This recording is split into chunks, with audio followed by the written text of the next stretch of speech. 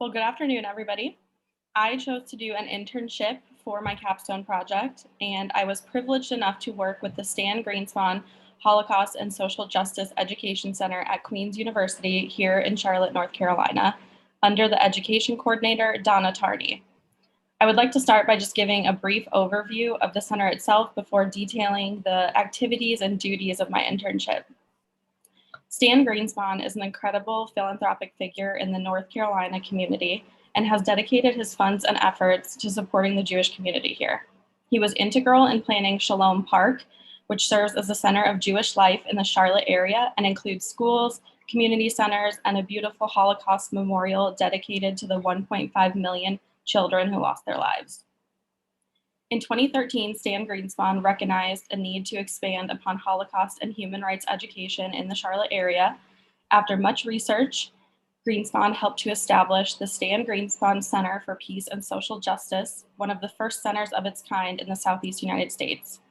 And I'd just like to quote from the organization's website: "The Stan Greenspan Center shined a much needed light on social justice, human rights issues, Holocaust education, and interfaith understanding." Just this year, only about a week or two before I started my internship, it was announced that Stan Greenspan had graciously bestowed a large gift of $1.5 million for the center's continued work. With this gift, Holocaust education took the forefront in the center's mission, and its name was changed to the Stan Greenspan Holocaust and Social Justice Education Center. A Holocaust fellowship program is being launched that will include a Train the Trainers program, which strives to expand the network of skilled teachers and community members prepared to respond to needs both inside and outside the classroom, a certificate in Holocaust pedagogy, and programs to maximize community outreach, such as traveling pop-up exhibits in underserved areas of Charlotte, the first of which will share the life and story of Anne Frank.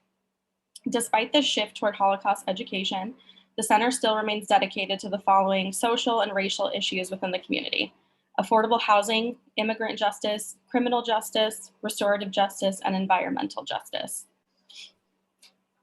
So one of the first things that I worked on for the Stan Greenspan Center was the preparation of the 35th Annual Association of Holocaust Organizations Conference, which the center will be hosting in June of 2022 in Uptown Charlotte. So just to give a brief interview of this organization, the Association of Holocaust Organizations was established in 1985 to serve as an international network of organizations and individuals for the advancement of Holocaust education, remembrance, and research. It includes more than 370 members worldwide who distribute information and resources to their local communities. This collaboration facilitates meaningful dialogue and education about the Holocaust and its lasting impact.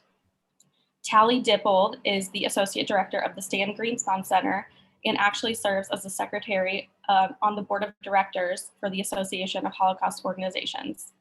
So the topic of the conference next year will be the current and future state of Holocaust education, with sessions led by internationally renowned scholars such as Michael Berenbaum. My job was to reach out to new authors or authors with new books soon to be released and invite them to speak at this conference about their upcoming books and how it's contributing to Holocaust education. So I believe about half of the original authors that we have contacted have committed to coming to this conference, but more are being added as Donna finds new books coming out or interacts with new authors. Seminars and professional development programs are a major part of what Donna does at the center. There's a need for deeper Holocaust education in the area, and the center is an essential resource for educators. The center also offers webinars for anyone interested in the community. For example, Donna and I had an interesting two-part presentation on historical and present-day anti-Semitism planned for October that was rescheduled once and then unfortunately canceled altogether due to a lack of participation. But I think it's important to note that this presentation was posted to social media sites and emails were even sent to some community members, so anyone who cared to join could have. The seminars that I did participate in were both requested by the respective schools. So I'll start with the professional development program at Corvian Charter School. The principal requested a presentation on racial discrimination and prejudice in the classroom in light of recent complaints. The school was originally predominantly white, but district changes allowed for more integration. Students of color began complaining that teachers were treating them differently or unfairly in comparison to the white students. So for this one, Donna advised that I simply observe because there was such a large number of participants and it was an extremely sensitive topic. So Donna and Ebony Lockett, a former educator and founder of Harvesting Humanity LLC, co-facilitated this seminar. Throughout the seminar, staff members viewed videos about race science and read studies about bias in the classroom. There was a bit of pushback and defensiveness surrounding the bias study, and I observed some closed off body language among white participants, but the overall tone of this seminar was optimistic. Staff members often approached Donna and Ebony during breaks to talk and express their gratitude. The staff ended with writing and reading their own I am poems, which were designed to honor your heritage or upbringing. Many participants were eager to share these poems, and they were truly heartfelt. So the seminar fortunately ended on a very uplifting note. And Google surveys were sent to everybody involved, but unfortunately, none had been received at the time of writing this report. The other seminar that I attended was at Crest High School in Shelby, North Carolina. Donna and I presented this one together. It connected Jim Crow laws and racial discrimination in the United States to anti-Semitism and the Nuremberg laws in Germany. This was by far the most rewarding part of my internship, as I was able to experience what Holocaust education looks like in a high school classroom, and I was absolutely blown away. The students were interested, engaged, and very knowledgeable. So far, they had already covered European Jewish life before World War I, Kristallnacht, life in the ghettos, the different types of concentration camps, the Einsatzgruppen, and bystanders, resistance, and rescuers during the Holocaust. After studying the Holocaust for several months, the students were particularly horrified by the Einsatzgruppen. Their main question was, how could they do this to other people? So Donna thought it would be beneficial to show them what we did to people of color in the United States. We discussed forced sterilizations, anti-miscegenation laws, and how the Nazis felt that the one-drop rule in the United States was too harsh a form of racial classification, and so developed their own form of determining Jewish ancestry. It was really encouraging to see how engaged these students were, and I truly enjoyed presenting this seminar. Now, I'd like to just start a brief PowerPoint while I discuss the lesson plan development.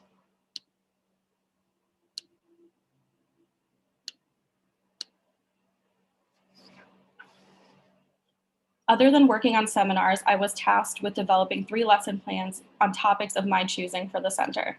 I really wanted to create a diverse set of lesson plans that told a wide array of stories from children and teenagers during the Holocaust. Donna's guidance was essential in helping me curate age-appropriate lesson plans, as it was tempting to try and use some of my more interesting assignments and personal experience. For example, in my course, Perpetrator Behavior, we were to write a deathbed confession trying to justify our crimes as a member of the Einsatzgruppen. So I immediately thought of this assignment when we were talking about Crest High School and the students' concerns. But Donna warned that parents might not appreciate their children pretending to be perpetrators of genocide for a school assignment. So with Donna's advice in mind, I started by finding age-appropriate Holocaust books and then tried to create interesting discussion questions and activities to help get students engaged. The first lesson plan I developed centered around the Hitler Youth. Many lesson plans and books utilized in schools center on Jewish victims, which of course is essential when studying the Holocaust, but I believe it would be extremely beneficial to teach students about the other side.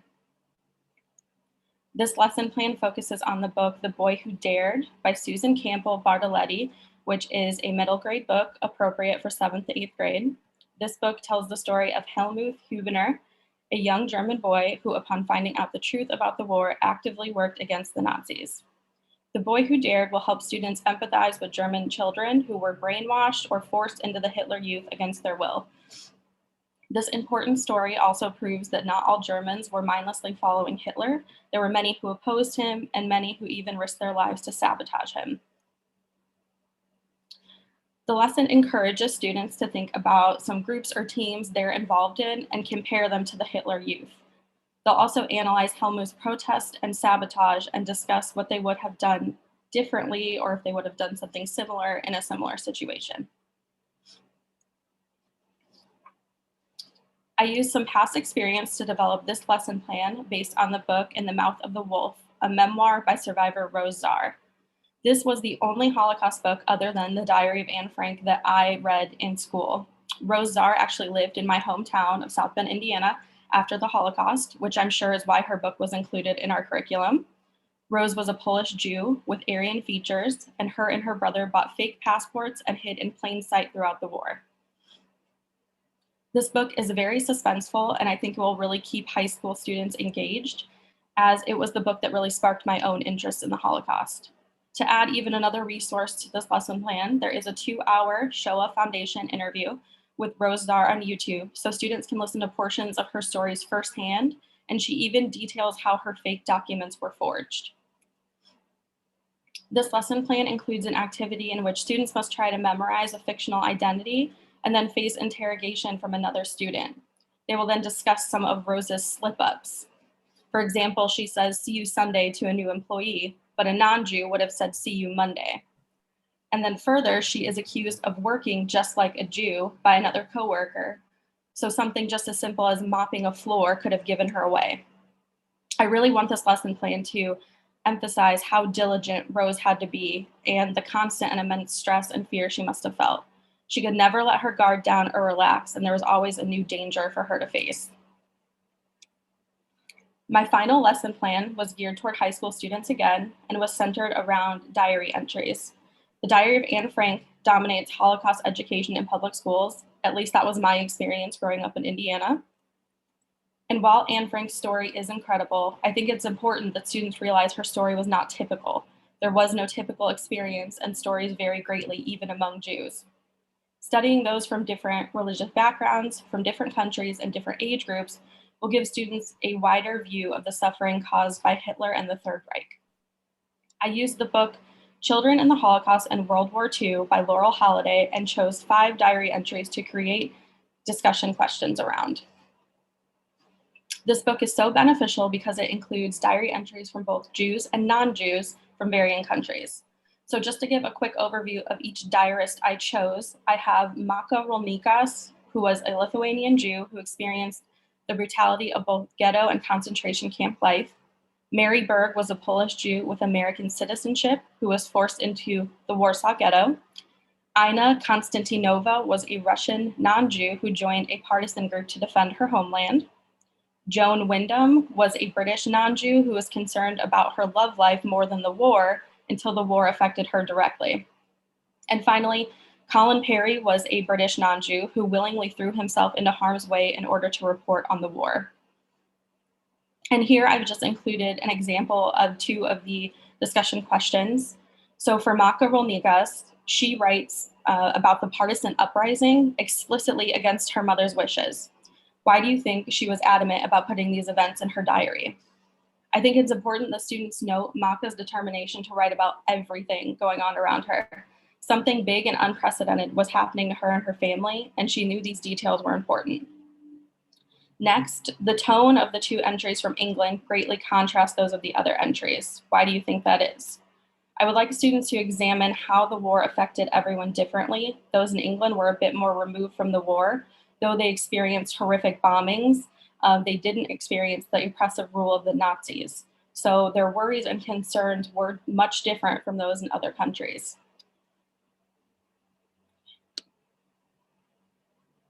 My time working with the Stan Greenspan Center was incredibly rewarding, and I cannot overestimate the value of the hands-on experience at this type of organization. Donna was integral in my learning to create age-appropriate lesson plans, something I had no prior experience in. And being passionate about the Holocaust and Genocide Studies, it is my goal to ensure that generations to come learn about the expansive impact of Hitler. And now I feel confident passing along this knowledge. The seminars offered hands-on experience and an opportunity to interact with students and professionals. While I was only able to participate in one seminar that was directly about the Holocaust, it was fascinating to see the center's programs at work. Witnessing firsthand how their presentations handle sensitive topics like racial equality and the Holocaust was extremely beneficial.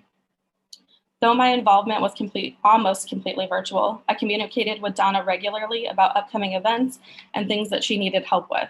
This internship really gave me a glimpse into the struggles of small organizations trying to make a big impact. The staff is incredibly small, and Donna is usually left picking up the responsibilities of other positions like an administrative assistant, a position they don't even have at the center, on top of the work she's already doing. But the Stan Greenspan Center is truly an amazing organization to work with. The initiatives it focuses on are of tremendous value to the community, and the Holocaust resources available to teachers through the center and even on its website are abundant. It is really encouraging and exciting to see that the center plans to increase its promotion of Holocaust education in the Carolinas in the years to come. Thank you so much for listening to my internship experience, and I'd love to answer any questions you guys have. Thanks. Thank you, Allison. Questions?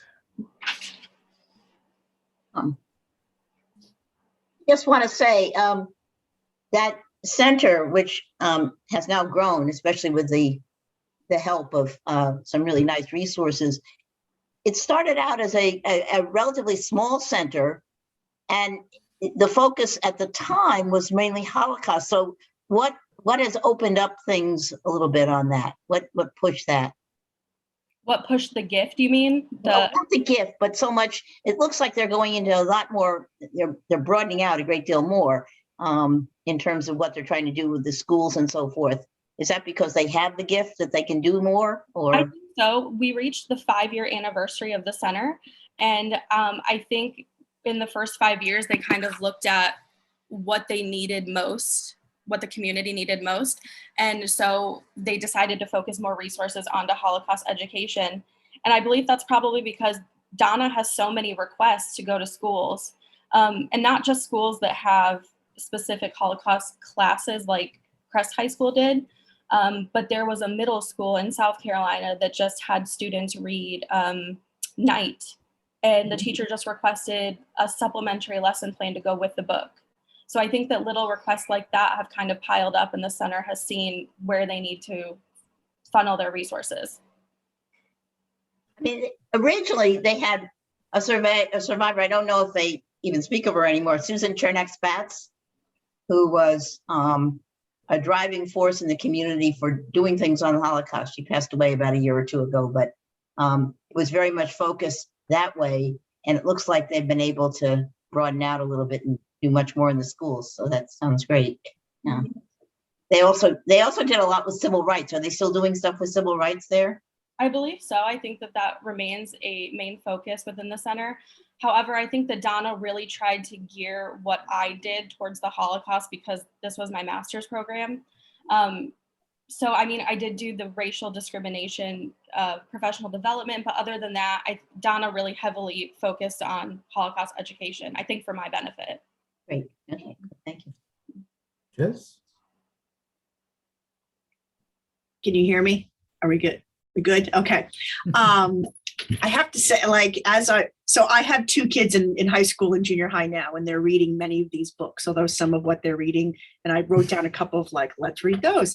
I'm fascinated by the idea that, like, I love that there was sort of a needs assessment from the school, and then what seemed to come out of that was already that students are linking some of these ideas about their own experiences in the American South and sort of what is happening, I mean, in the US in general, but certainly history of the American South is sort of one to focus in on. And I would hope, and I get it because I was like, perpetrator lesson, woo, right? Like, but in the end, actually, in terms of sort of ethical grappling, that's an area where we kind of need to be. And I understand, and I get, I'm glad that she kind of sheltered you from the parents, right? But I think that part of what we need to do as faculty and students and sort of professionals and things like this is really think about how do we place sort of this subject in that sort of ethical groundwork of intentional or unintentional perpetratorhood, right? That sort of idea that, I mean, this is what I do in the criminal justice system, right? And so it was interesting that the students were kind of asking for that. You responded first with that idea, right? And then was like, woo, the brakes were put on. But I think of that as a very potentially sort of new and fruitful area of really thinking about how we expand Holocaust education. Yeah. In ways that don't necessarily go like, here's how you don't do this. It's here's how this happens without us even putting a finger on it. So good job. Thank you so much. You know, the effort to have students think of other perspectives or that way led to some very controversial essay assignments, first in the Albany, New York area, and created quite a stir. And so I think it pushed people away from, we can't do anything with this, because it does raise some very important questions. And why do you hold them accountable, et cetera?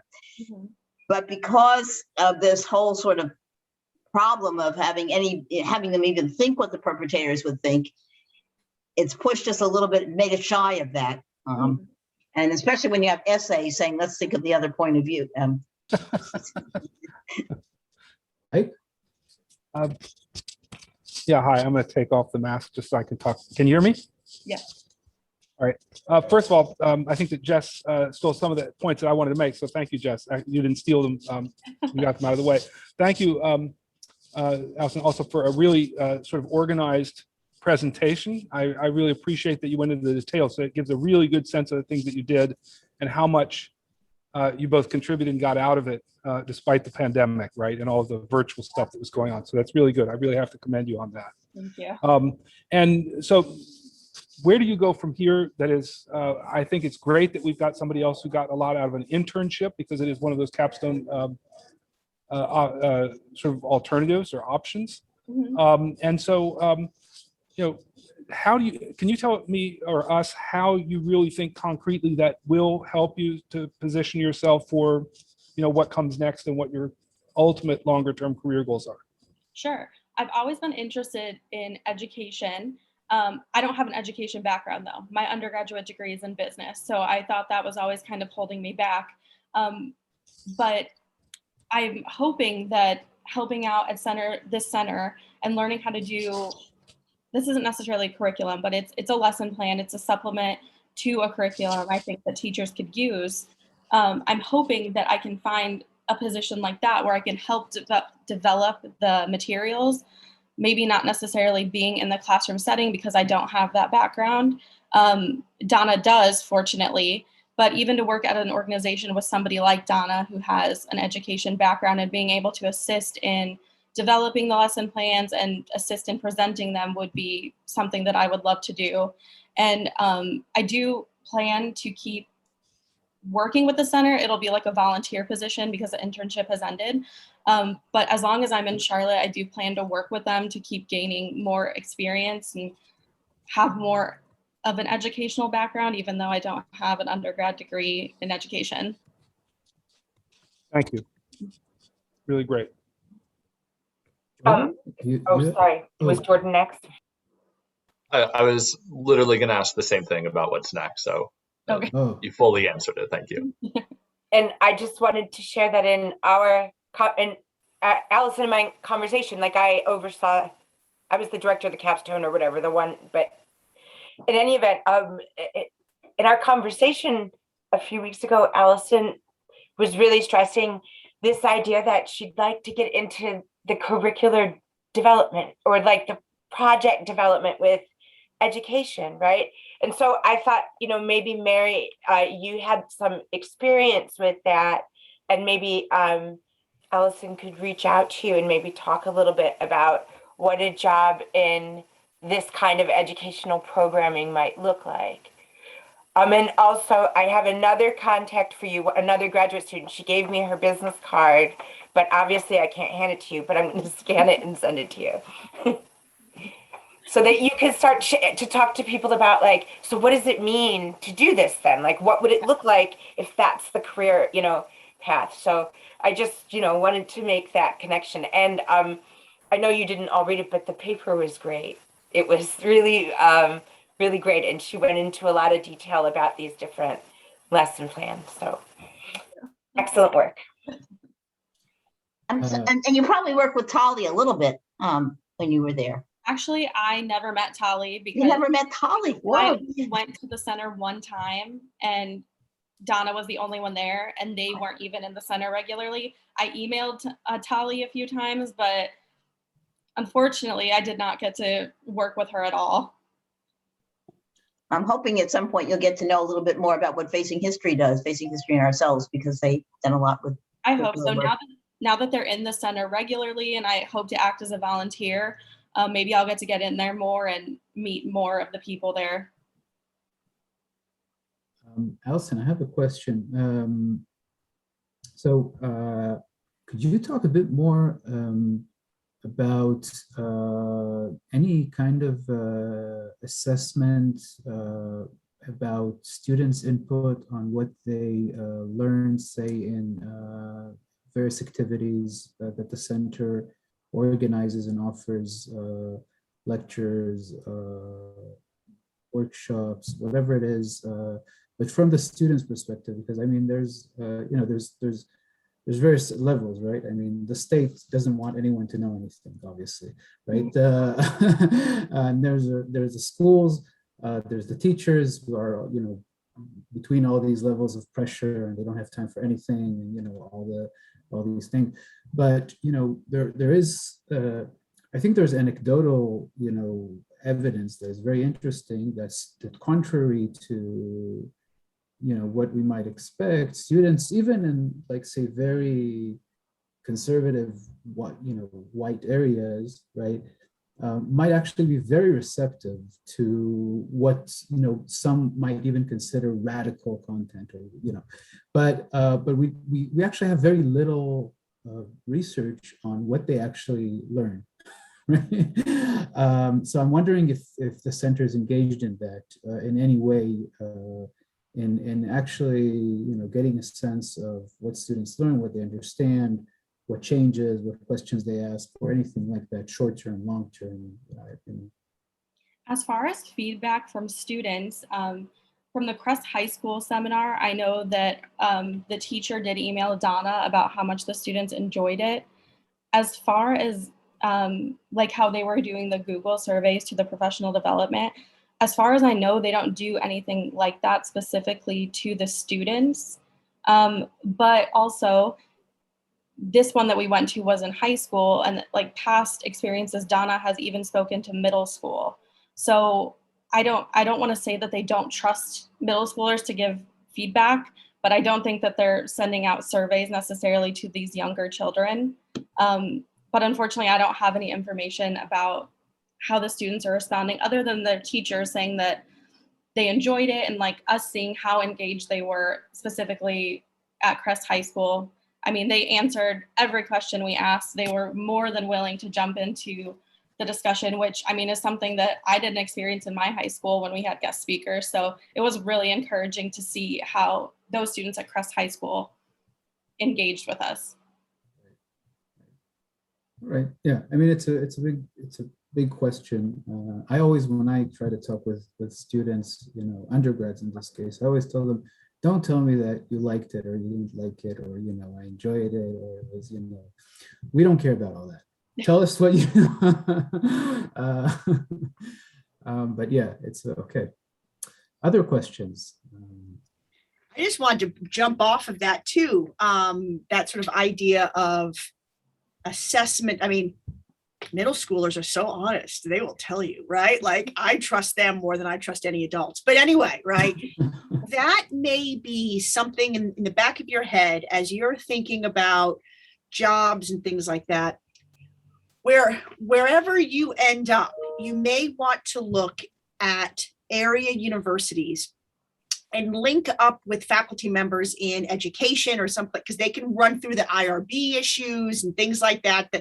That's Institutional Review Board when you do research on adults and kids, right? And there's different things, but this is human subjects research, right? But the idea really is that, that really is a blank spot as to how students still in their formative years are responding to this kind of information. And yes, the teachers can say they loved it because they weren't throwing spitballs. Like if that's their assessment, right? Like then like everybody loves everything.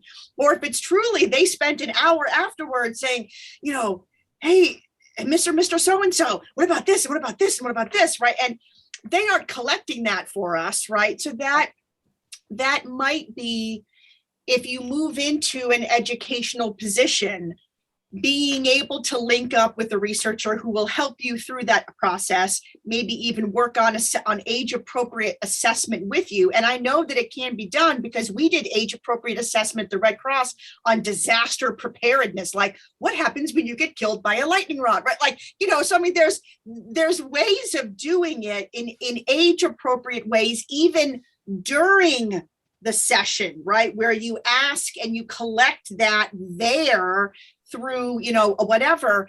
I think that's a fruitful place for application of research and just creating scholarship. So back of your head, as you're thinking about how moving into the field and having interviews, like, well, what do you want to get out? Maybe it is inserting voice from our youngest audiences into the development of our own curriculum.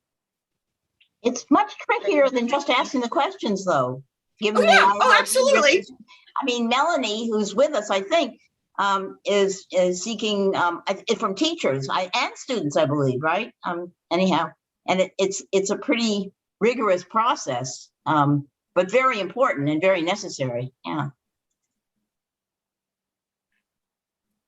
Other questions, comments?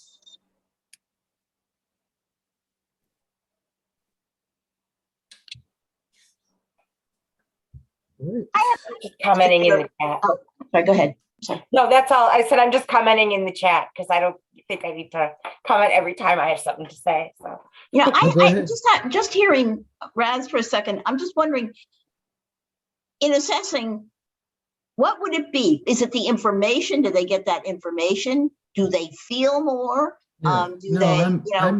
I'm actually, you know, when I say that, I mean that we're in a time where, you know, middle school students also, I agree with what you said, Jess, in high school, you know, we're all aware that we're in a time where state authorities are engaged in falsifying history, right? Across the world, also here. And we're in a time where, in order to, if we're taking seriously this pursuit of Holocaust education, the goal is to disrupt this project, is to uncover, you know, to think about the Holocaust as our world, right? Not as kind of safe, right? The Holocaust is a safe subject. We study the Holocaust because we're studying ourselves. And that's kind of like the framework. So I'm more interested like in not so much like this or that historical detail or even contemporary detail, and certainly not, you know, how I feel about this, right? But more about what kind of questions this raises to me, or how I am, you know, or if about feelings, then how I am deeply disturbed now and I have to go and, you know, I really need to learn, right, more about this or that, or, you know, oh my God, maybe I have to initiate a community project in my neighborhood with other high school kids about the history of this place, or whatever it is, right? Which there are museums who do that, by the way, right? And centers who do that, right? Engage and, you know, help people initiate community projects and stuff like that. So, you know, and of course there's, you know, immense challenges with IRB processes. We also know that IRB processes sometimes, you know, are designed in a way that unintentionally they prevent us from, they actually help the state, right, in, you know, not studying what we're supposed to be studying, right? So there's immense challenges in the system in that sense. But when I think about assessment, it's more about the kind of key issues and questions that studying the Holocaust raises for, you know, students in North Carolina. You know, I mean, anyone who's been following the Charlottesville trials, right, recently knows that the challenges that we're facing here are, you know, incredible these days. So, so that's, I mean, it's not that it's the historical issues are not, or details are not important.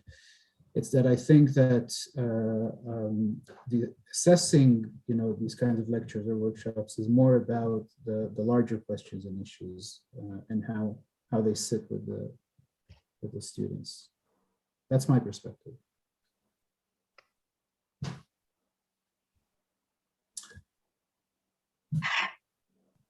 Great. It's not meant as a critique of you, Allison. I just want you to know that Professor Siegel is just sharing his perspective on effective assessment. I don't want you to feel like you have to respond to that. He always No, brings us down. No, that's not a critique. It's a discussion following. Yeah. I didn't want, but I didn't want her to feel like that, Sorry. Good work, Allison. I think you've done a great job, and obviously you sparked a really rich conversation. And I think like where you take this from here, I think you've lit a spark in yourself and have an idea of where you'd like to go. So we'll put you in touch with a few people, and you could start thinking about where you're going to go from here. Thank you so much. Good.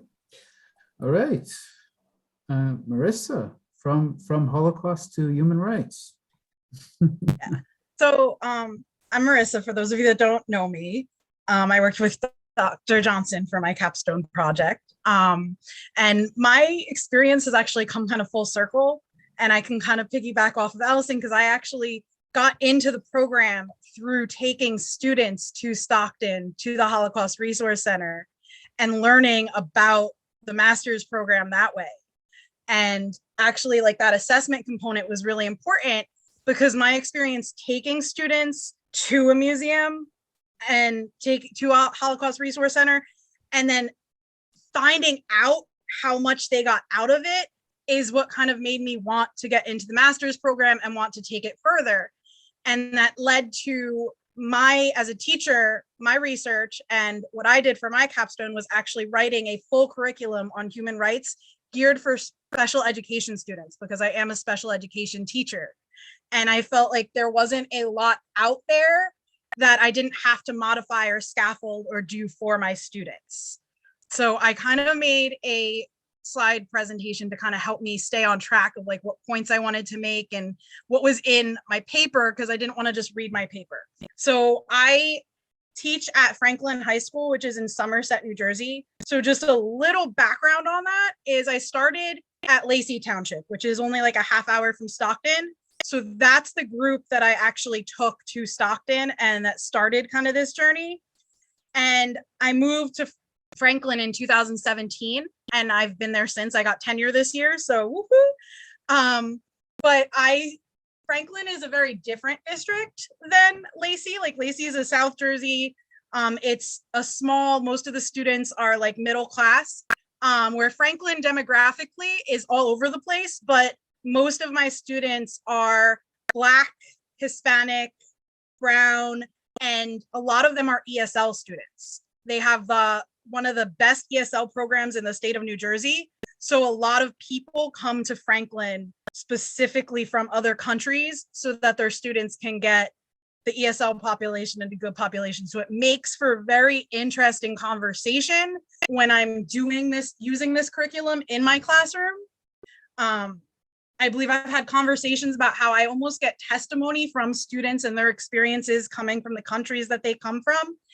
And I'm giving like my special education students a voice that they don't always have, because they're very much, like I said, a marginalized group. And sometimes it's very hard to find things to kind of teach them. So just a little background, this picture is a really silly picture. It's one of my students got Student of the Month. And I thought that that would be like really good to kind of go on the slide with my educational experience. But here's my rationale. Like, basically, I saw the need for there to be a specific special education curriculum, and they learn, like, a lot of my students do learn obviously about the Holocaust. It's mandated in New Jersey, and a lot of them read the Diary of Anne Frank, they read Night, but they kind of don't see how it ties into the real world and the human rights violations that still go on today. And whenever I teach a lesson, it has to follow students' IEPs, which are their individualized education plans. And it has to be slower paced. I have to provide differentiated instruction. And a lot of it is all about equity for students with disabilities. So what better way to kind of provide that than to give them these like high level concepts, but provide a curriculum that's specifically made to kind of teach them those high level concepts.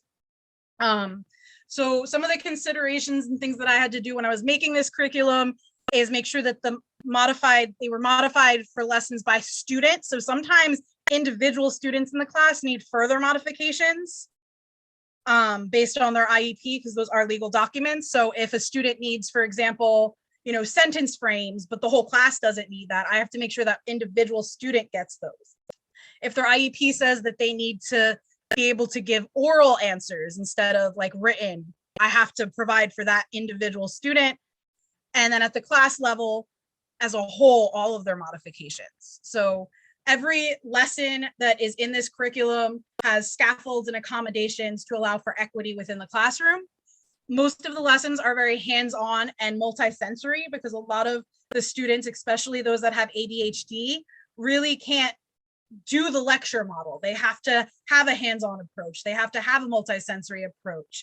It was also a lot about student choice, because that's really important, and that's allowed for a lot of them to have that voice, to be able to tell me their stories and use their knowledge. Some of the biggest challenges I faced when creating this curriculum is I started it in the middle of 2020, right when 2019-2020 school year, right when the pandemic was just getting started. Dr. Johnson was ready to come in and actually observe what I was doing, meet my students and everything. And then we were sent home for home instruction. And the biggest issue in my district was the technology equity. Not every student in my district had a Chromebook or a computer at that point. So we couldn't even like put lessons or do live lessons on the computer. It was a lot of sending them home with packets and hoping that you got the packets back somehow. And checking in with students through phone calls and emails and everything. Like, it was a really challenging time. So that really interrupted their learning. Last school year, we started the year remote, but at that point they had kind of closed that technology divide in my district. So they were able to get everybody a Chromebook. So we were able to do live instruction at least.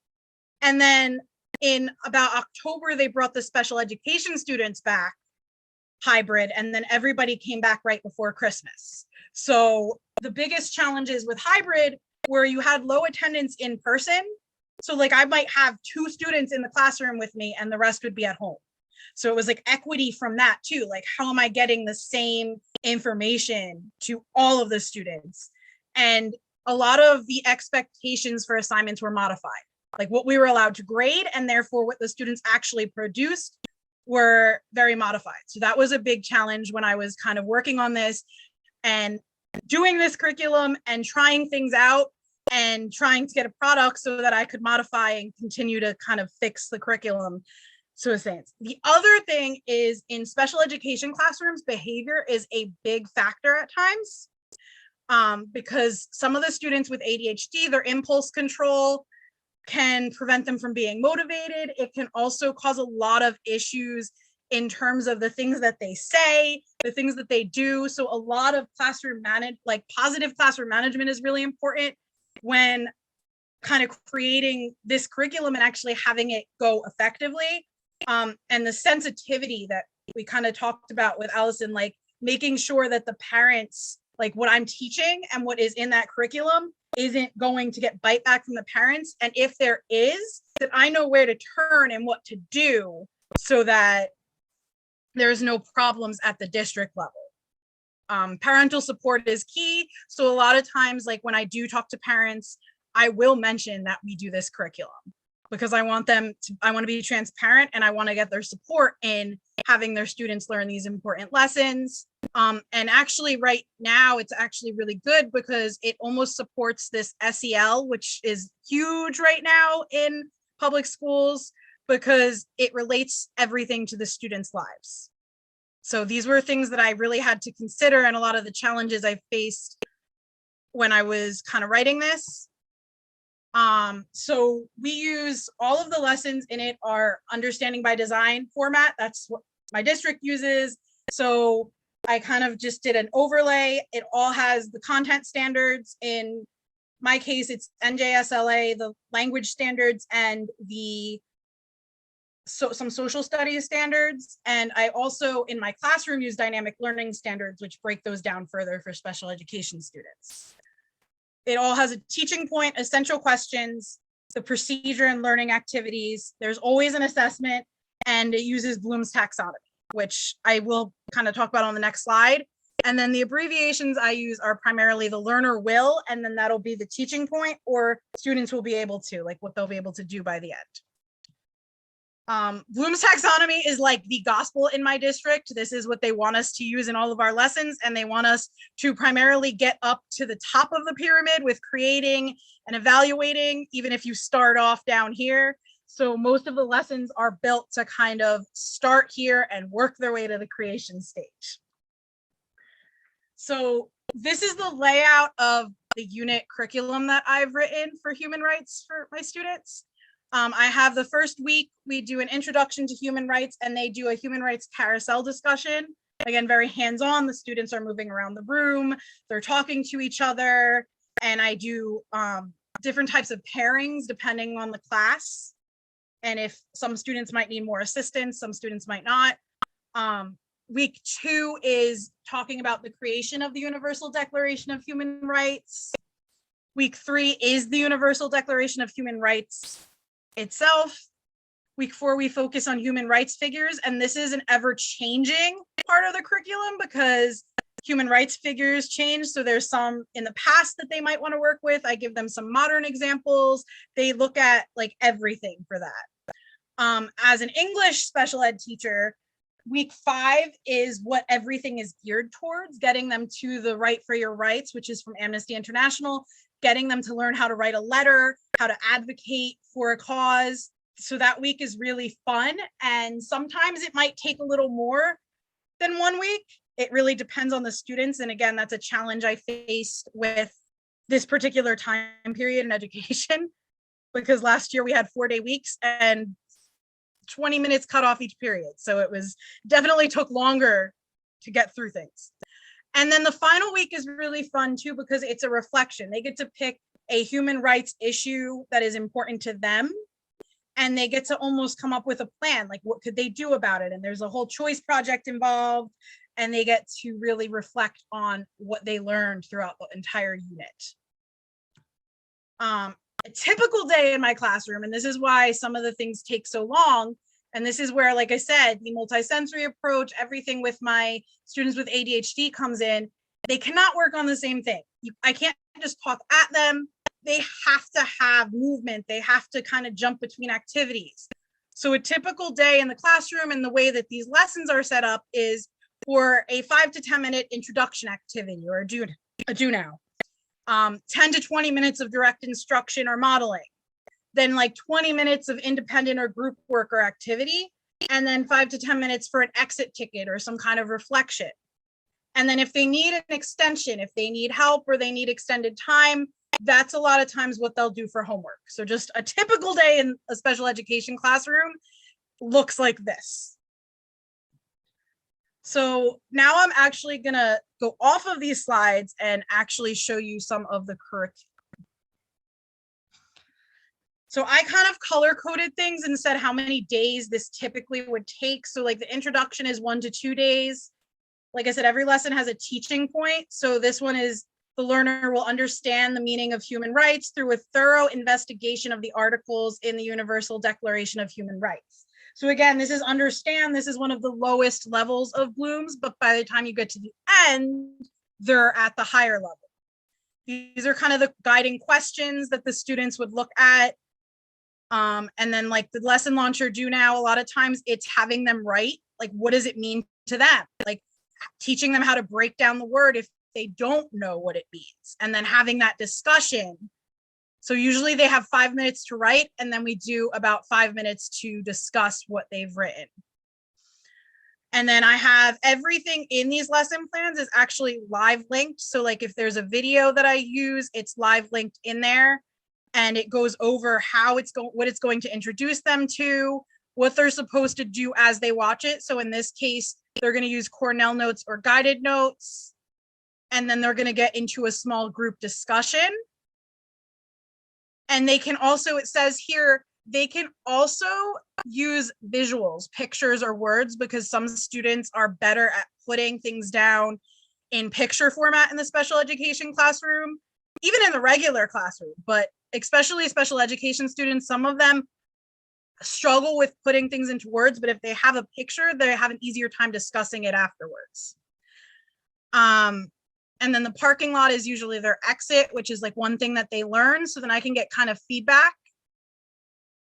And then this is where it explains how they're assessed on each part. So the formative is like looking at the journal entry, assessing their prior knowledge, if they know anything about human rights, and if they didn't, how they broke down the word and kind of understood it. The summative has to do with their discussion and the notes that they took for this particular lesson. And like I said, everything is linked. So like this is their modified Cornell notes. I'm not sure if you guys can see how it kind of popped out. Let me actually pop this out.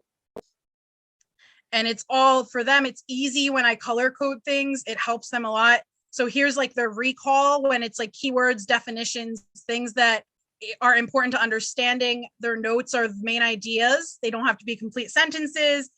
Then they have the reactions, the connections, and summary. So this is also teaching them note-taking skills right at the beginning of this, because a lot of them come to my classroom not having that. So everything's linked. That's the first lesson. The second lesson is when they do the carousel discussion again. It gives you the teaching point, the essential questions, the process, and here's like what they use, the posters that I used when they went around the room. I posted these around the room. This is the virtual version that I used last year when we were remote. It gives them the directions, and we used breakout rooms for this when we were virtual. But a normal year, like this year, I'll actually get to put posters around the room and they can actually move around. It gives them a simplified version of one of the Universal Declarations of Human Rights, and they have to talk about it with their partner and respond. What does it mean to them? Okay, so that is one of the resources. There's the KWL chart, which is their do now. So if you would click that, here's all the standards that are used. And this changes depending on the class. So like if somebody were to take my curriculum and use it, they'd have to change the modifications and accommodations to fit what's in their students' IEPs. But these are just some general ones that are in most IEPs for special education students. Almost everyone has additional time to complete long tasks or projects. That's a really common modification and accommodation. Visual aids, proximity, like these are all very, very common modifications and accommodations. So that's week one. Week two, again, I don't want to read the whole curriculum, but at least like I'm trying to give you guys an idea. Like it has like a chalk talk. This one has literature circles. So when you look at the resources I've provided, there's a process sheet for the literature circle that I use to show my students how to do this, because they're going to actually look at either a short story, a novel, articles. In the case of this, it's articles. I used articles from Facing History's Fundamental Freedoms. Each group had a different article, and they have to pick roles: a discussion leader, somebody that looks at vocab, somebody that picks 3 passages that are really important, and somebody that monitors the group's progress. And they presented to each other at the end so that they all got a background. They taught each other what they did. So that was that particular lesson. They did similar things with the declaration. They did a jigsaw read. That's in this curriculum. And I have all of the resources. I split it up by articles for this particular activity.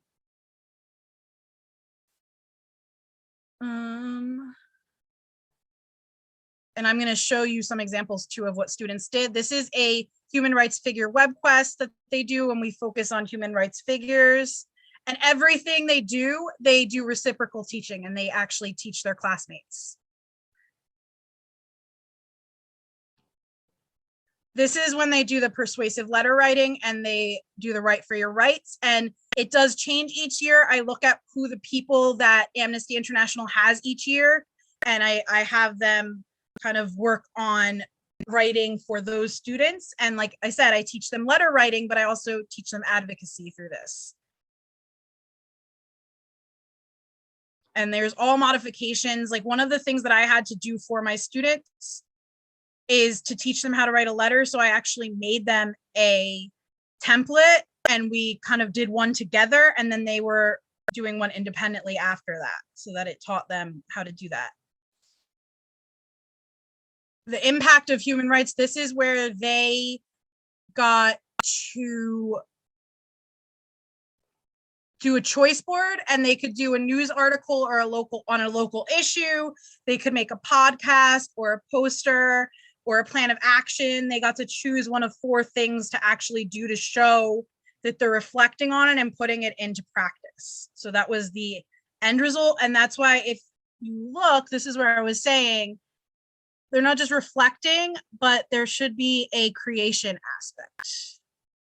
And that's why I want to show you the examples. So on my slides, I actually have some student pictures. This is pictures of, let me just go back to this for a second.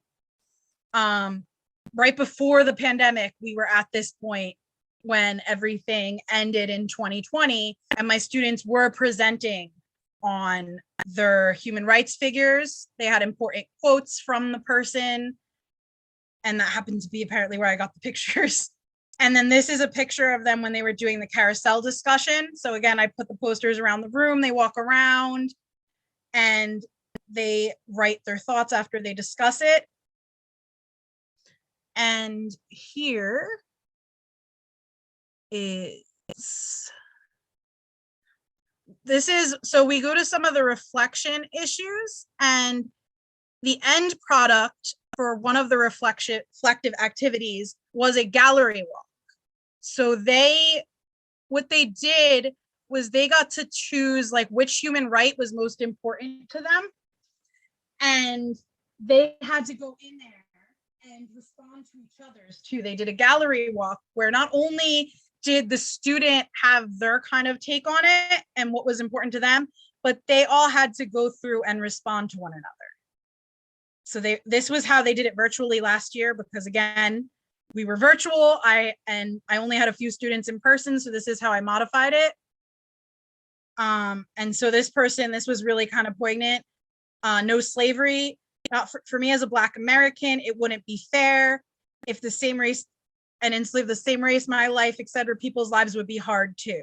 And again, I left the spelling errors because these are special education students. A lot of them do make spelling errors and they do struggle with that language. This person did, you have no rights no matter where you go. And they said, having rights no matter where you go in the world can make your life easier because every individual is entitled to inalienable rights and freedom. And they did pick, when they were doing the vocab portion the first time, inalienable was one of the words they didn't know. So I was really proud of this student for actually putting that on their final poster. And then this person, they set it up a little differently. They put their reasons, they put a statement. And not everybody responded to each person. They had to kind of go through, and everybody had to respond to, I think it was 5. So there's 20 slides. They each had to pick 5 to respond to. So that was that activity.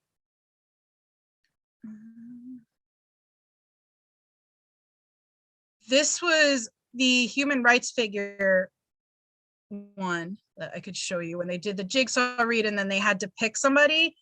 Well, my students were fascinated, and this was because I think the student that did this was from Bangladesh, and she was Muslim, and she was very interested in Malala. So she did her presentation on Malala. This was her choice. She put a video. She put the international government reaction to like Malala and who she was. She talked about the Nobel Peace Prize. If she was going to try to do something based on this, she put that she wanted to work with the Malala Fund. And there was another video. So I have a lot of examples at the end. So I can definitely show you guys if you want to see any more. That's really it. And then this is obviously my works cited. I did all my research on this as I was writing this curriculum. I'll stop sharing my screen for now. Thank you, Marisa.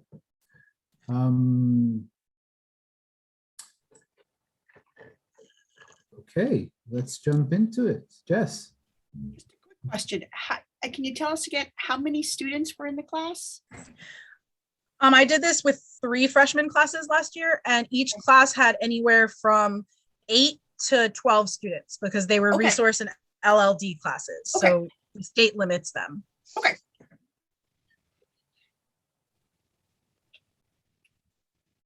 Mike, did you have a question?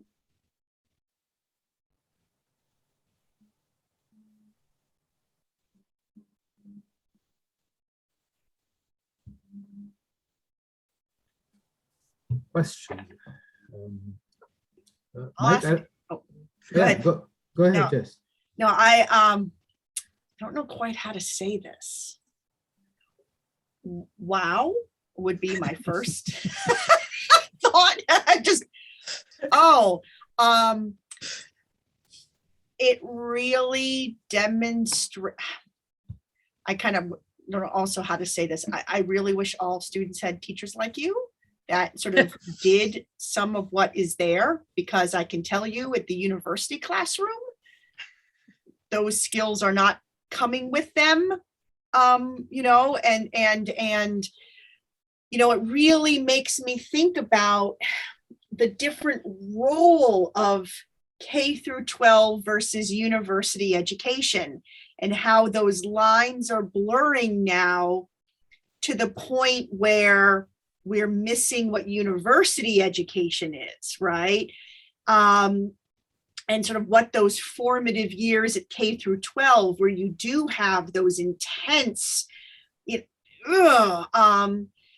and so, and the fact that you're trying this with human rights work is, I mean, it's like you, that SEL a curriculum. So that's something to make them have to apply things to their lives with everything that they learn. Okay. Well, it's just SEL is a fascinating. lot of SEL is a lot of social emotional learning. Okay. So they okay. like it to, like, a lot of the training that I've been through on it, because this year it's like such a big thing since it's their first year back, has wanted them to kind of connect it to their lives. It wants it to make it relevant so that they are actually enjoying it and want to partake. Okay. Wow. Mike? Yes, let me readjust here, sorry. I'm cheating once again, don't tell anybody, but I'm on campus. And I'm gonna take my mask off just so I can talk. First of all, I also have to say it's really impressive, because I realize, you know, how important it is, you know, to talk, as Jess was sort of saying, not only to teach at these younger grade levels, but also doing it with sort of special needs kids, you know, who have their IEPs, where each individual has their own little struggles. You know, on the one hand, it's very difficult, and so I have to really commend you for that. But at the same time, it's also so unbelievably relevant, obviously, because of the struggles that they each have. You know, this makes that so much more relevant, you know, because I think that they can really relate, you know, to people who have these obstacles, or who are labeled in various different ways and excluded. And in that sense, I think that's really great. I'm wondering, in sort of the overview that you gave of the different lessons during, I guess it was the week, or the different weeks, you had the one that was essentially like, I forget what it was called, but like the actual examples of human rights.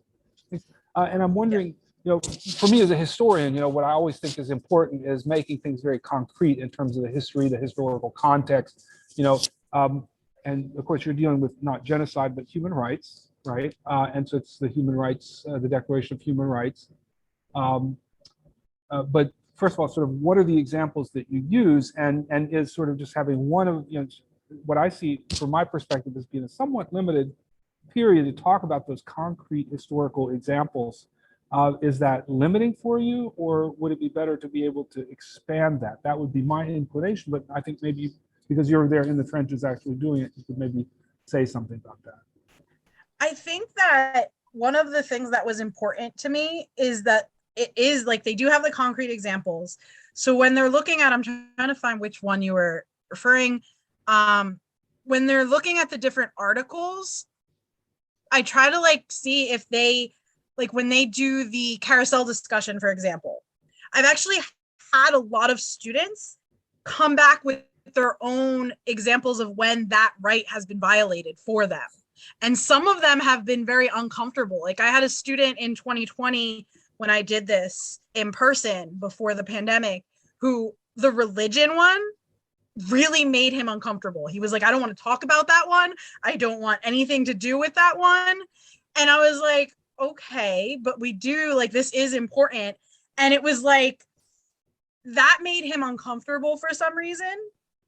And it was like, I was like, that's kind of good to be uncomfortable because you need to understand that like this is what's happening.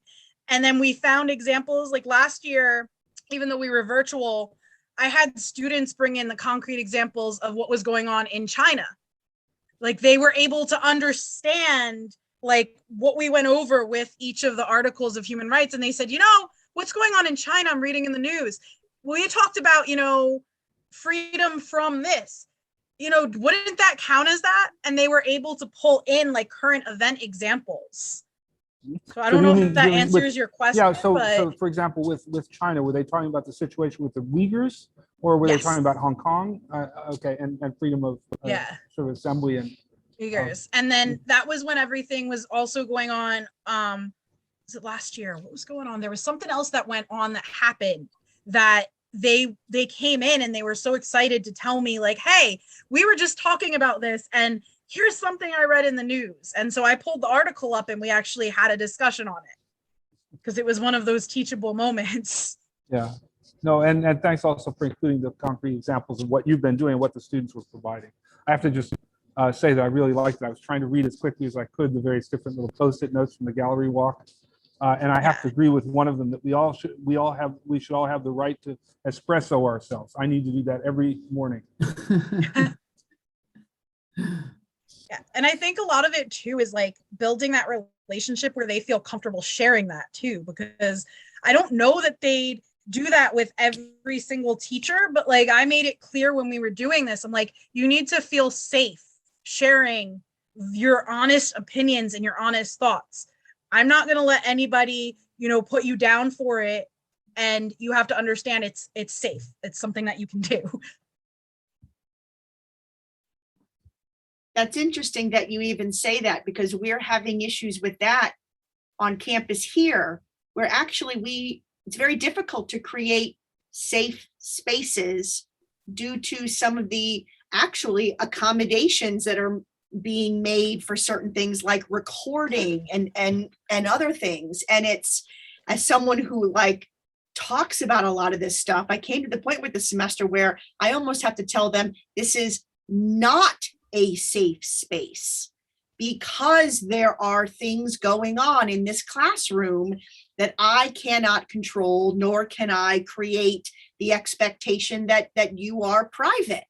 And so again, this idea of the mechanisms in K through 12 that maybe create things that we cannot do at the university level means that they're learning things and creating that confidence in being able to know how to say things and, you know, do things that, I mean, my daughter, again, high schooler, is huge into human rights and wants to have these discussions. And she's learned in her high school, she does not have a safe space. So again, to have teachers intentionally create that safe space in a place where you can, where we cannot anymore, is a really vital component for just adult development, right? Like human development, I'm going to call it that, right?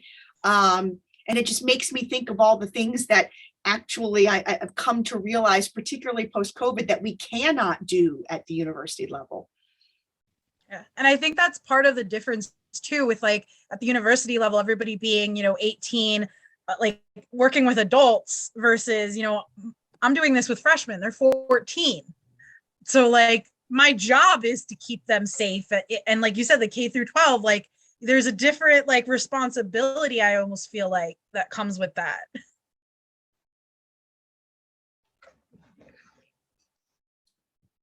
You know, the amazing thing as I've watched you doing this the last couple of years is just how you develop the activities that reach them to get them enough so they want to share. And I find that very hard at Stockton right now, to get that kind of conversation, you know, the conversations going, because they don't feel safe talking among themselves all the time. And so it takes a great deal of effort. So those activities, which may seem very standard and so forth, aren't always used. And you've done an amazing job with that. Just the other thing I want to mention is this concept of human rights is not just something natural everybody knows. So for them to be able to come into that and have discussions with it, to me, is quite amazing. And the fact that in some cases, because of their own backgrounds, they may have more sense of what this is than others of us may not have, you know, so that's always been a very striking to me how you've done that. Yeah. And I've made it clear to them too. I'm like, you realize like a lot of my students, like I said, are Black. And so when a lot of the stuff is going on with like the Black Lives Matter movement and stuff, I've said like, there are things that I will never understand, but I want to hear it from you. I want you to at least share that and explain to me how you're feeling and explain, you know, what that means to you. And doing that through the human rights lens helps too, because they actually have that support of like, this is a human right and this supports what I'm trying to say about this. Maybe. And being able to learn to use that for advocacy. Irvin? Hi, Marisa. That was a fantastic, really amazing presentation. Thank you for doing all of that work. But I know that you mentioned it, and I'm sorry if I missed it, but I know that you had at least some contention plans for responding to parents in case there was ever pushback. Did that actually happen? Is there an example that maybe you could talk about and how you dealt with it? I haven't actually had it happen in Franklin, but the reason that I think about it is because, and this isn't even related to human rights in this particular curriculum, but I had bite back from a parent in Lacey when I was in Lacey regarding a memoir that we were learning. And there was a scene in it that dealt with sexual assault, but it was very vague. It was like they didn't give any details, but I actually had a parent who took issue with that.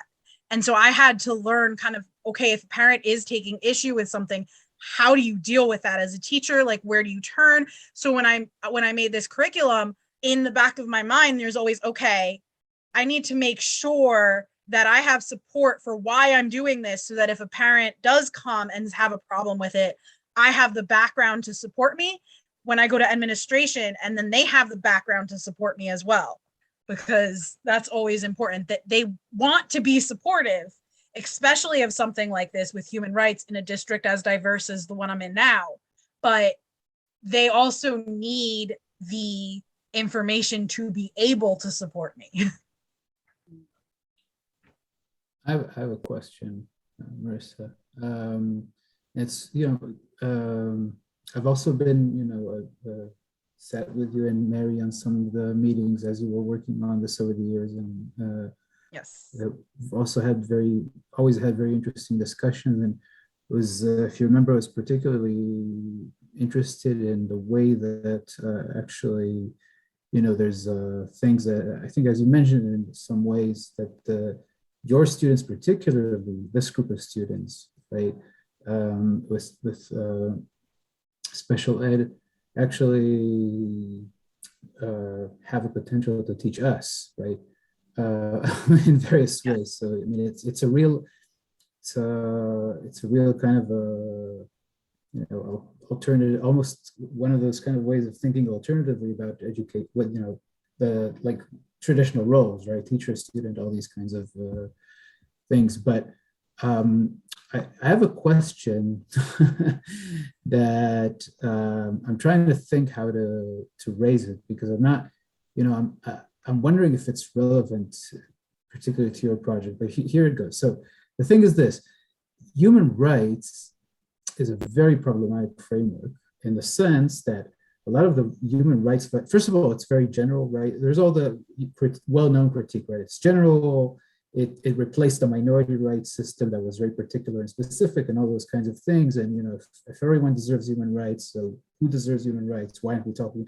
So how much do we actually then talk about indigenous rights and, gender rights and, all those kinds of things. But more, particularly human rights is a problematic system because a lot of the violations are actually systemic and structural in the state system. And when we talk about human rights, it's like, okay, we'll fix this, but we'll never really address the structural and systemic issues, right? So it's kind of like, there's well-known kind of critiques, like, also in humanitarian work, like, we'll drop some food somewhere so people can live another day and we'll kill them tomorrow, right? This kind of thing. So now I don't know exactly how that might be relevant in your particular project, but I think that because your project, your class is human rights, I wonder if there's a way to bring it in, or I wonder if it's relevant, or maybe it's not relevant at all. Maybe it actually does come up through their own input, the students' input in various ways. So that's kind of like the issue that I want to raise. I was going to say, I do think it has come up through some of my students, because there has been the question of like, well, what if, my right is this, but his right infringes on mine? So like, when does like one person's begin and the other's end? Mm-hmm. And we've kind of talked about that on like a more individual basis, like as they've done projects and picked things that were important to them, like in their choice projects, and like, and it comes up, I think when it came up the most this past semester when I was teaching this, or last year, should I say, was when it came to gay rights, because it was that whole gay rights versus religious rights issue of like, okay, when can I have, I'm a gay person, I want to have like that whole issue with the cake, and like the baker not wanting to bake the cake because they were Christian and they're not for homosexuality. And so we've had very individualized discussions on those things when it's come up. But I definitely think that's an area that could probably be built more into their curriculum.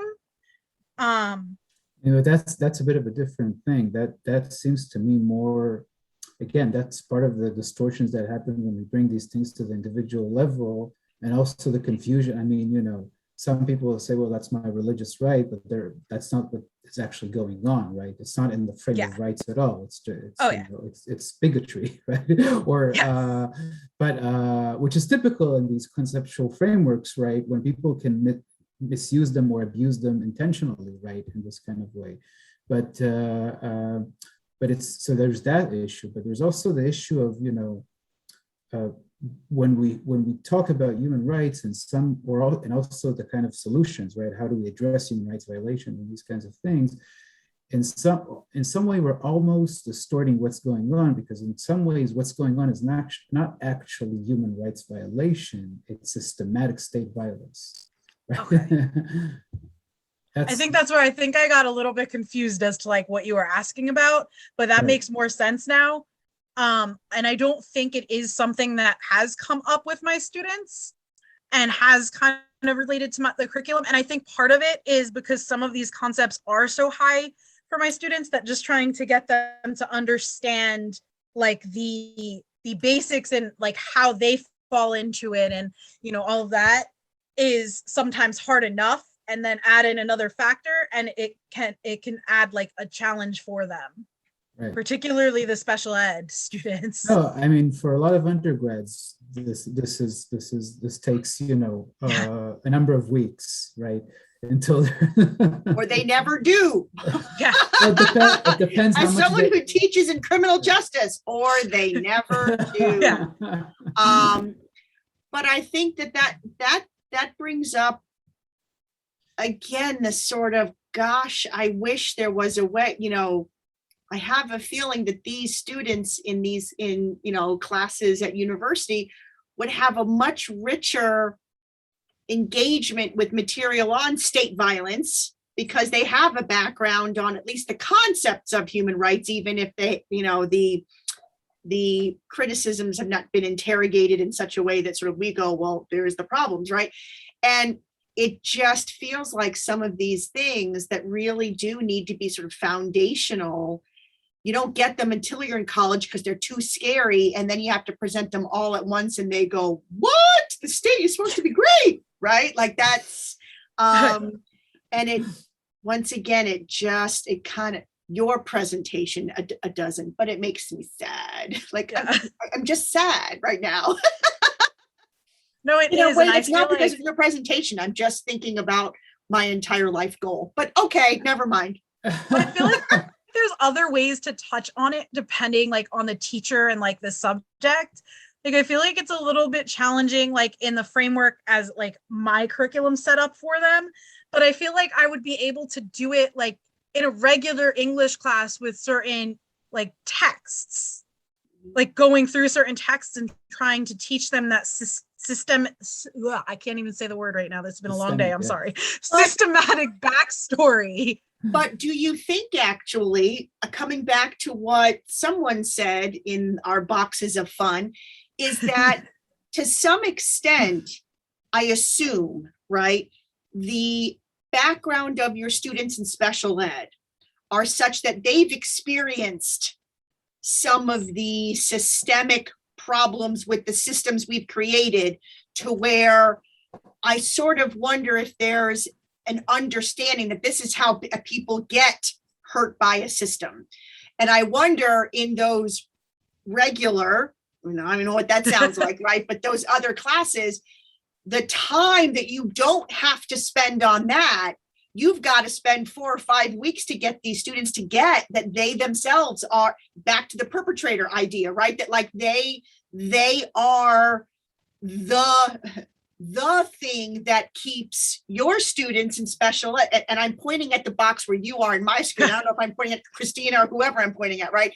On my screen, it's me too. So okay, that sort of your students, like the difference in challenges in those regular classrooms is them not understanding their privilege, them not understanding being part of the system, them being outside of it. Like, I have no idea what you're talking about. I just come to class, right? Like that. Those are different ways that we have to teach and to get to the same conclusions, right? Yeah.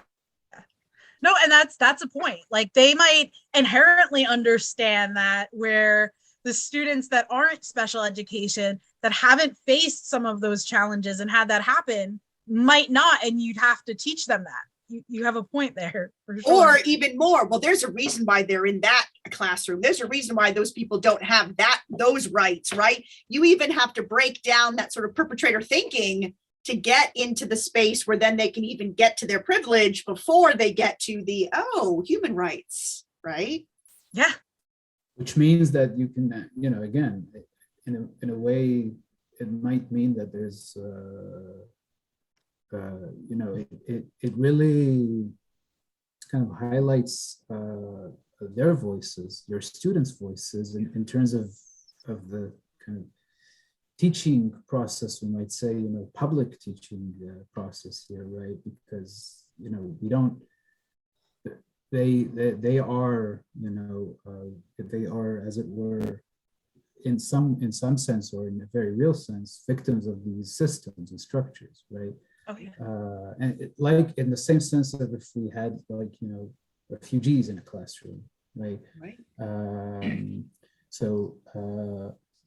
Yeah, I mean, I think it raises very, very interesting questions in terms of, what do students learn, which students and where, Yeah. And who the students are. Yeah, but then also what do students actually actively contribute to the process and to their schools and to their communities, right? So bring, in terms of kind of, as we're now in a time where Jordan had to leave, but I actually observed his class, teach Schools of the Futures, which is a great class, by the way, here at Stockton, which is all about, what is schooling, what is learning, what's going on, where are we going with this, right? And so I think that your kind of, what you presented to us, Marisa, and what you're doing is within this frame, right? It's where it's kind of schools of the present, right? Now here is a question, and this is just because it's been in the back of my mind here. So, and we just had a really interesting faculty senate meeting. What we do with the carouseling, you know, like all of that is really fantastic. Like that's just like, ooh, that sounds really neat. What happens, however, when we get to college classrooms where sort of that's not part of activity, and not for everybody. Some people, I will put it out now. I am a sage on the stage lecturer. I do not do active learning, freaks the heck out of me out because I am not an active learner myself, so I can't do it well.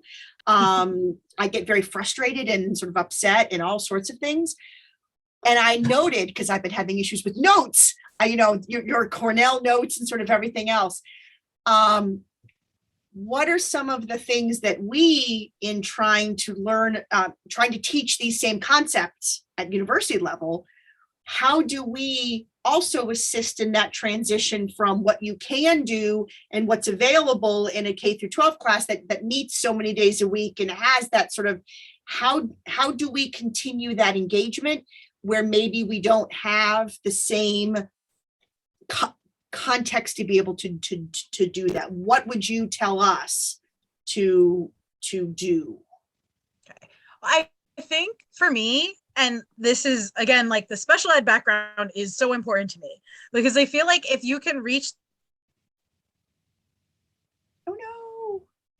because they're the ones that need the most support. So if you can reach the kids that need the most support, you're gonna get it all. I think the biggest thing is like if you can gauge like what your students do know how to do, like do they know how to take notes? Is that something that, you know, they actually learned how to do properly? And if not, provide them a template, provide them with tools to kind of even the playing field, so to speak. Because I'm finding some of my seniors that I had last year, and this is not on the topic of human rights, but some of the seniors that I had last year, because schooling was remote, there were a lot of things that we didn't get across to them. And now they're emailing me when they're freshmen in college going, I'm completely lost. I don't know how to do this. Like, I don't know how to write a paper in this sense, because like when we were teaching it to them in class, they were sleeping or whatever. They were not paying attention because they were in a Zoom box. They didn't have to have themselves on camera because of equity. So we didn't know what they were actually taking in. So I think the biggest thing that I can say for that is try to figure out, like, even if it's just like a quick activity on like the first day of classes, I always do this to try to gauge like where my students are at. Like, it's almost that like pre-assessment. And then if I know like, okay, you know, maybe Johnny's weak at, you know, note-taking. He doesn't know how to format his notes. Okay, let me give him a template. Let me show him how to format it. And then in the future, he'll have that template to kind of take with him and use every class. And he'll now have a format for his notes that works for him. I was literally having a conversation with myself today, because I'm the person who talks to me about introducing note taking in the beginning of my classes. So that's actually, I was just thinking as you were talking, Marisa, that's, I mean, there's of course, when we think about also, I don't know if that's a special ed thing, but you know, there are also people who notes don't work for them. Right. Actually, right. So, I mean, yeah. I was just thinking as you were talking that could actually be an interesting exercise, like in the first class, right? So here's how we take notes, or if notes don't work for you, here's another way to, you know, take notes. or, you know, and that's why, like I was saying, like if you can find out like what they know and don't know, like in terms of like, do notes work for them? If not, are they a visual learner? Do they need visuals? Do they need this? That kind of helps, because for me, like, I know off the bat that I have students of every type in my class as a special ed teacher.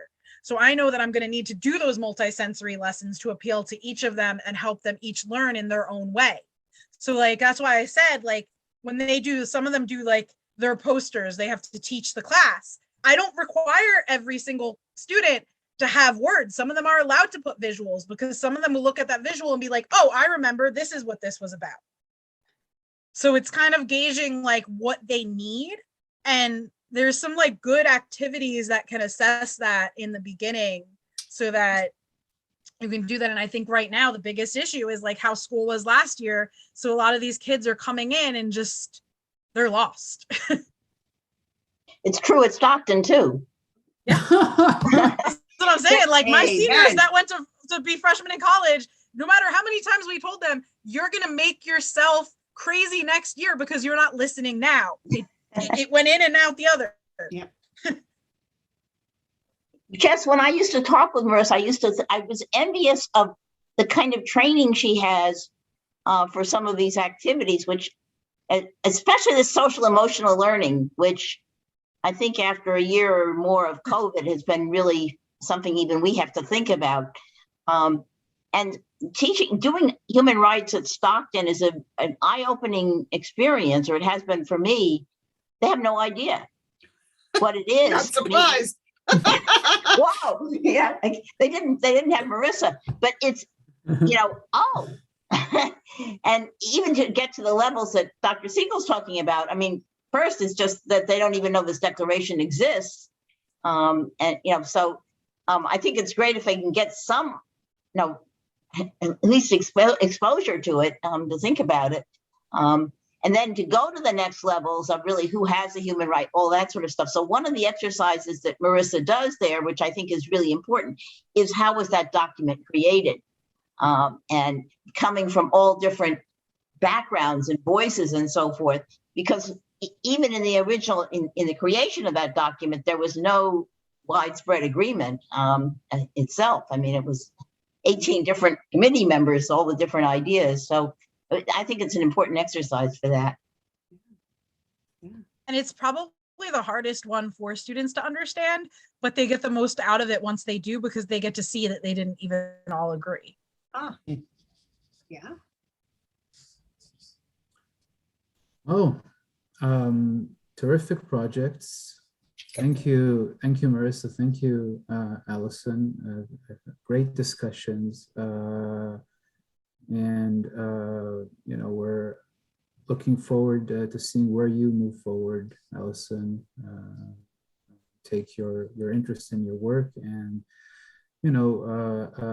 as I say to all graduates, you graduate from the program, but we're not going to leave you alone. So, and you shouldn't leave us alone either.